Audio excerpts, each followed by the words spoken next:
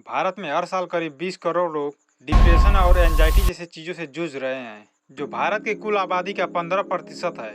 यानी इंडिया में हर 7 में से एक आदमी किसी न किसी मानसिक तनाव से जूझ रहा है, जिसमें 15 से 29 साल के लोग सबसे ज्यादा शामिल है। अगर इसे पूरे वर्ल्ड में देखें तो करीब 30 करोड़ लोग डिप्रेशन और एंजाइटी जैसे मानसिक तनाव से जूझ रहे हैं, जो पूरे वर्ल्ड की जनसंख्या का 4.3% है। डिप्रेशन और एंजाइटी की वजह से हर साल 8 लाख लोग सुसाइड कर लेते हैं और बहुत सारे लोग सुसाइड करने की सोचते हैं। यह आंकड़ा 2015 के आसपास का है, लेकिन अभी के समय में और भी ज्यादा लोग डिप्रेशन और एंजाइटी जैसे समस्या से जूझ रहे हैं। अगर आप भी इस समस्या से कभी जूझे हैं या फिर जूझ रहे हैं तो इस वीडियो को एंड तक जरूर देखें। मैं इस वीडियो में बताऊंगा कि डिप्रेशन या एंजाइटी क्या होता है, यह कैसे हमारे माइंड को प्रभावित करता है और वो कौन कौन से तरीके हैं जिसे अपनाकर आप काफी हद तक अपने डिप्रेशन को कम कर सकते हो। तो चलिए वीडियो को शुरू करते हैं। नंबर 1, सबसे पहले हम जानेंगे कि यह डिप्रेशन होता क्या है। हमारे दिमाग तक संदेश पहुंचाने के लिए कुछ न्यूरोट्रांसमीटर होते हैं। इनमें सबसे अहम है सेरोटोनिन। यह हमारे मूड को भी रेगुलेट करता है। इतना ही नहीं, हमारे पाचन तंत्र के लिए भी यह दिमाग को संदेश पहुंचाता है। ऐसा माना जाता है कि इसकी कमी से डिप्रेशन की स्थिति बन सकती है। सेरोटोनिन की कमी से नींद में दिक्कत होती है। ज्यादातर दवा सेरोटोनिन को ही बढ़ाने के लिए दिया जाता है।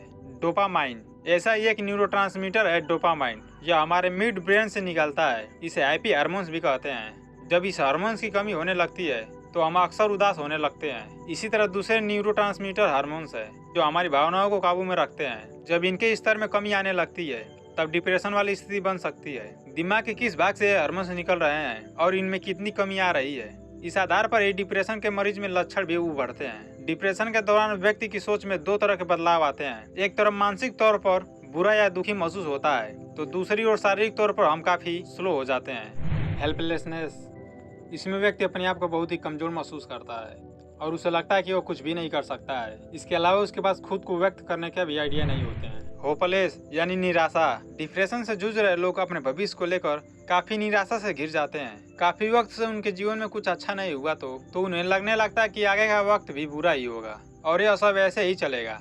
आइए देखते हैं सबसे ज्यादा डिप्रेशन का सामना किस तरह के लोगों को करना पड़ता है।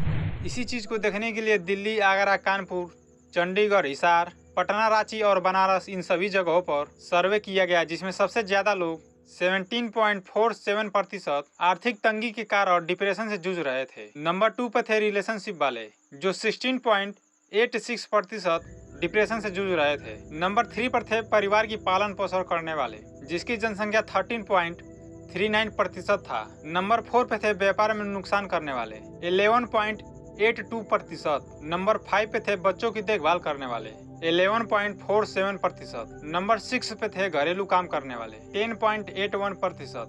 नंबर 7 पर थे परीक्षा का परिणाम वाले, 9.29%। नंबर 8 पर थे ऑफिस वर्कर, ऑफिस में काम करने वाले, 8.89%। फिर इसके बाद सालाना इनकम वाले का भी सर्वे किया गया, जिसमें सबसे ज्यादा डिप्रेशन 1 से 3 लाख रुपए साल के कमाने वाले लोग थे, जो 26.56% थे। नंबर 2 पर थे 3 से 5 लाख रुपए सालाना कमाने वाले। नंबर 3 पर थे 10 लाख से अधिक कमाने वाले, 18.43%। नंबर 4 पर थे 5 से 10 लाख के बीच कमाने वाले। नंबर 5 पर यानी सबसे लास्ट में सालाना 1 लाख से कम कमाने वाले। इससे तो यही सामने आता है कि पैसा भी आपको एक सीमित तक ही खुशी दे सकता है। तनाव, घबराहट, मूड ऑफ हो जाना, उदासी छा जाना, ये सब लक्षण जिंदगी में एक बार नहीं आते, ये हर दिन आते जाते रहते हैं। एक दिन में कई बार भी आ सकते हैं। इनकी आने जाने की प्रक्रिया चलती रहती है, लेकिन इनकी वजह से हमारे काम, हमारे रूटीन, हमारे बॉडी लैंग्वेज, शरीर में ऊर्जा का स्तर ज्यादा प्रभावित नहीं होते। जब ऐसे इमोशंस हमारे दिमाग में ठहर जाते हैं और किसी के मन में अपना पैठ बनाने लगते हैं तो दिक्कत होता है, जिससे हमारे काम करने की क्षमता को भी नष्ट करने लगता है। यह उदासी का स्तर उस जगह तक पहुंचने लगता है कि मन के भीतर से एक ही आवाज आने लगती है, अब कुछ भी ठीक नहीं हो सकता। किसी से बात करने का मन बिल्कुल भी नहीं करता है। उन सभी चीजों से मन पूरी तरह से हट जाता है जिनमें पहले काफी दिलचस्पी होती थी। हर शख्स दिन में कई बार या हर दूसरे दिन किसी न किसी बात को लेकर कुछ वक्त के लिए उदास हो सकता है। इसका यह कतई मतलब नहीं कि वो डिप्रेशन में है। यह उदासी आती है और फिर कुछ समय बाद चली भी जाती है। अगर यह उदासी हर दिन में लगातार 10 से 15 घंटों से ज्यादा बनी रहे और यह क्रम कम से कम 14 से 15 दिनों तक चलता रहे, हंसना मुश्किल हो जाए या फिर कोई बनावटी हंसी हंसे, तो वह डिप्रेशन का मरीज हो सकता है। उदासी भी डिप्रेशन का ही एक कारण है। डिप्रेशन को कैटेगरी में भी बांट सकते हैं। किस कैटेगरी के डिप्रेशन के लिए डॉक्टरों की जरूरत पड़ती है? लक्षण और इनकी गंभीरता के आधार पर डिप्रेशन को 3 कैटेगरी में बांट सकते हैं। Number 1, mild depression. इस डिप्रेशन की शुरुआत कह सकते हैं डॉक्टर की जरूरत यहीं से पड़ती है। कई बार हम इस स्थिति को हल्के में ले लेते हैं और दवा नहीं लेते हैं, जिससे हर दिन का रूटीन प्रभावित होने लगता है। हमारे अंदर उदासी हावी होने लगता है, नींद खराब होना, भूख का कम या ज्यादा लगना, अपनी पसंद की चीजों को मन से निकाल देना, सिर दर्द की शिकायत का शुरू हो जाना, खुदकुशी करने का ख्याल मन में आने लगना, किसी बात पर बहुत जल्दी चिढ़ जाना, हद से ज्यादा नशा करना। अगर यह चीज 14 से ज्यादा दिनों तक आपके साथ होने लग रहा है तो आपको तुरंत डॉक्टर से संपर्क करना चाहिए। Number 2, moderate depression. यह माइल्ड डिप्रेशन से भी ज्यादा खतरनाक होता है, लेकिन इसके लक्षण बहुत ज्यादा गंभीर होने लगते हैं। ऐसे में डॉक्टर के पास जाना बहुत ही जरूरी हो जाता है। अगर यह आपको होता है तो जो आप हर दिन कोई काम या जॉब करते हो तो उस काम को करने का बिल्कुल भी मन नहीं करता है। आप पूरी तरह डिस्टर्ब हो जाते हो, नींद की स्थिति ज्यादा खराब हो जाता है, भूख का बिल्कुल भी न लगना या बहुत ही ज्यादा भूख लगना, खुद को नुकसान पहुंचाने या आत्महत्या करने की इच्छा होने लगता है, सब कुछ छोड़कर कहीं भाग जाने का मन करने लगता है। कई बार लोग ज्यादा हिंसक भी हो जाते हैं, बात करने से भी भागने लगते हैं और कई बार डिप्रेशन की वजह से नशे की शुरुआत कर देते हैं। Number 3, severe depression. इनमें भी मरीज की स्थिति काफी गंभीर हो जाता है। आप कुछ भी करते हैं लेकिन अच्छा नहीं लगता है, अपने हर पसंदीदा काम से खुद को अलग करने लगते हो, आपकी प्रोफेशनल जिंदगी लगभग खत्म हो जाती है, एनर्जी लेवल 0 पर पहुंच जाता है, खाना खाए बिना रहने लगते हो, खुद को होपलेस, हेल्पलेस और वर्थलेस महसूस करने लगते हो।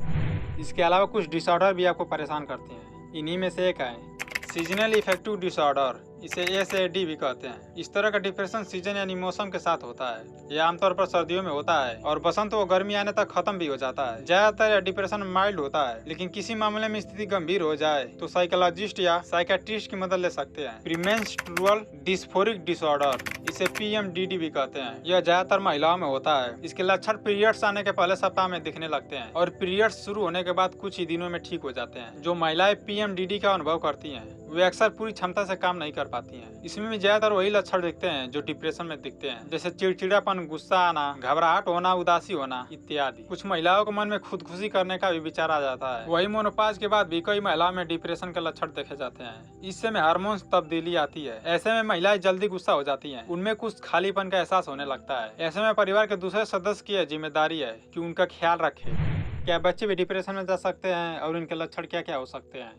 डिप्रेशन की परेशानी बच्चों में कम देखी जाती है, लेकिन ऐसे मामले होते हैं, खासकर ऐसे बच्चे में जिनके पेरेंट्स आपस में ज्यादा लड़ते हैं। ये लड़ाई अगर हिंसक हो जाए तो स्थिति और भी बुरी हो सकती है। वही जिनके पेरेंट्स अलग अलग रहते हो उन बच्चों में भी ऐसे मामले देखे जा सकते हैं। दरअसल ऐसे बच्चे अपने भविष्य को लेकर चिंता से घिरे हुए रहते हैं, वे डर जाते हैं। हालांकि वो अपने मम्मी और पापा दोनों के साथ रहना चाहते हैं, लेकिन मजबूरी में उन्हें किसी एक को चुनना पड़ता है, जिससे उनके मन को चोट पहुँचता है। इसके लक्षण कुछ इस प्रकार के होते हैं: पढ़ाई में मन का बिल्कुल भी न लगना, अपने दोस्त, भाई या बहन से बिना मतलब लड़ाई करना, बहुत ज्यादा उदास रहना, उस खेल से भी मुंह मोड़ लेना जो उनको बहुत ज्यादा पसंद होता है, स्कूल नहीं जाने का बहाना खोजना, अक्सर अकेले में उदास बैठे रहना या रोते रहना, हमेशा कुछ सोचते रहना।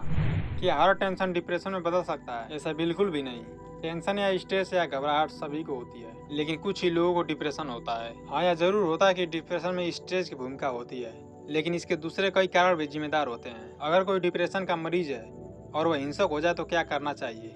जितना जल्दी हो सके उसको साइकियाट्रिस्ट के पास ले जाना चाहिए। एक तरह से यह पैनिक अटैक होता है। उसके साथ मारपीट ना करे और ना ही उकसाने वाली बात करे, जैसे इसने मेरा जीना मुश्किल कर दिया है, या मेंटल है, पागल है इत्यादि। इससे उसकी हिंसात्मक प्रवृत्ति और ज्यादा बढ़ सकती है या वो खुद का ही नुकसान कर सकता है। क्या ज्यादा नशा करने वाले को डिप्रेशन होने का चांस ज्यादा रहता है? ऐसा जरूर होता है। अल्कोहल या दूसरी नशा की चीजों का सेवन करने से ये हमारे न्यूरोट्रांसमीटर की कार्यशैली को प्रभावित करते हैं, इसीलिए नशा करने वाले लोग डिप्रेशन के शिकार हो जाते हैं। वही कुछ लोग डिप्रेशन का मरीज बनने के बाद नशे की लत डाल लेते हैं। क्या डिप्रेशन को कम करने में खान पान भी मददगार हो सकता है? मेंटल हेल्थ से जुड़ी हुई किसी भी समस्या से बचे रहने के लिए ब्रेन बूस्टर फूड का सेवन करें। ये एंटीऑक्सीडेंट भोजन को पचाने के दौरान बनने वाले खतरनाक केमिकल को कम करने में अहम भूमिका निभाते हैं और नई कोशिकाओं को बनने में भी अहम भूमिका निभाते हैं। इसीलिए जो हमारा डाइट है वह भरपूर प्रोटीन युक्त होना चाहिए। डिप्रेशन से बचने के लिए हर दिन 2 अखरोट या 8 बादाम रात को भिगो कर लेना चाहिए। बच्चों के लिए इसकी मात्रा आधी कर सकते हैं। हर दिन 1 मुट्ठी पंपकिन सीड्स, कद्दू के बीज, सब्जियों में हल्दी का सही मात्रा। अगर दूध पचने में परेशानी न हो तो 1 गिलास दूध में आधा या 1 चम्मच हल्दी मिलाकर ले सकते हैं। हर दिन 1 या 2 मौसमी ताजा फल जैसे अमरूद, 1 प्लेट पपीता, 1 सेब आदि ले सकते हैं। 20 से 30 ग्राम डार्क चॉकलेट ले। दरअसल इसमें ऑक्सीडेटिव पाए जाते हैं जो तनाव पैदा करने वाले हार्मोन्स को काबू में करते हैं। माना जाता है कि हमारे शरीर में विटामिन डी की कमी हो तो न्यूरोट्रांसमीटर भी कम होने लगता है। इसलिए हर दिन सुबह 8 से 11 बजे के बीच में 30 से 40 मिनट के लिए धूप में जरूर बैठें। इस दौरान जितना हो सके अपना शरीर खुला रखें। अगर विटामिन डी की कमी ज्यादा हो तो सप्लीमेंट जरूर लें। आपको जब भी लगे कि मेरे पास कोई चीज नहीं है और आप उसको लेकर उदास रहते हो कि बहुत गरीब हूँ, मैं दुनिया का सबसे बेकार आदमी हूँ, मेरे साथ ही क्यों बुरा होता है, मैं जब भी कुछ अच्छा करने जाता हूँ तो गलत हो जाता है, इसके लिए एक बात हमेशा याद रखना, यह दुनिया बहुत बड़ी है। आप लोग खुद देखते होंगे ये लोग जो सड़कों पर भूखे बिना खाना खाए पिए बिना कपड़े के ऐसे ही कहीं भी सो जाते हैं। उनके पास ना अपना कोई घर होता है और ना उनके पास अपना कोई जमीन होता है। वो सर्दी हो या बरसात, उनको खुद ही पता नहीं होता है कि कल भोजन मिलेगा या नहीं। उन लोगों से कंपेयर में तुम्हारी जिंदगी तो अभी बहुत अच्छी है। उनको तो हर रोज जिंदगी से लड़ना पड़ता है, संघर्ष करना पड़ता है। उनसे तो कहीं बेहतर ही है आपकी जिंदगी। याद रखना, इस संसार में कुछ भी स्थिर नहीं है, प्रकृति के नियम ही परिवर्तन है। जैसे रात के बाद हमेशा दिन होता है, वैसे ही आपके जीवन से भी बुरा वक्त चला जाएगा। बस आप जहाँ मेहनत करते रहिए, आपका हर एक स्टेप आपकी मंजिल की तरफ होना चाहिए। जीवन में खूब मेहनत कीजिए, खूब पैसा कमाइए और हमेशा अपने से गरीब लोगों की मदद करते रहिए। आप यह कर सकते हैं, you can do it. Video पसंद आया तो लाइक कर सकते हैं। ऐसे और वीडियो देखने के लिए हमारे चैनल को सब्सक्राइब कर सकते हैं। वीडियो को लास्ट तक देखने के लिए बहुत बहुत धन्यवाद।